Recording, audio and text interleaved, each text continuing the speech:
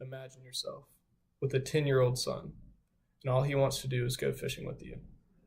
You plan a trip to the Florida Keys. You both go down there, and you find that there's a red tide. A red tide is where all the fish in the sea wash up on shore, dead because of the pollution that we have caused. And you think, how does this happen? How does so much pollution go in our oceans, and how much CO2 does it take for this to happen? Well, I think it's pretty crazy too. Dreams of fishing with your son are gone. But there are many companies and nonprofits that are taking initiative. One in specific is 4Ocean, and they make bracelets out of the pollution and plastic that we put into our oceans. This helps to clean up the oceans as best as they can, and they are just one of the many that do this. But this alone cannot stop the pollution in the future. In order for us to stop the pollution in the future, we will have to stop polluting. On many street corners, you will see many recycling bins all across the nation, more in some places than others. But not everyone recycles. Everyone might have a bin that's given to them by the government, but not everybody fills that up every week. Throwing away plastic into a regular garbage bin is detrimental. Recycling every bit of plastic that we use could stop or help to stop pollution. It's just very sickening to me to see where our oceans have gone, especially in Florida, which I've spent a lot of time there. The coral reefs there aren't as many fish, and they're dying because of coral bleaching. And this is all caused by the pollution that we cause and this carbon dioxide that we put out into our atmosphere. And this is very detrimental to the Keys, and it can be seen.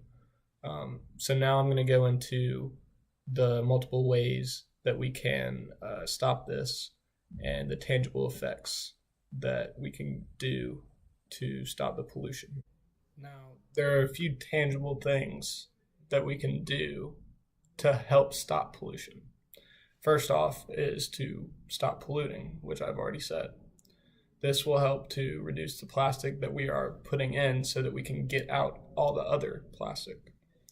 Second off, we can educate the youth on how to not pollute and how to recycle certain plastics in certain bins.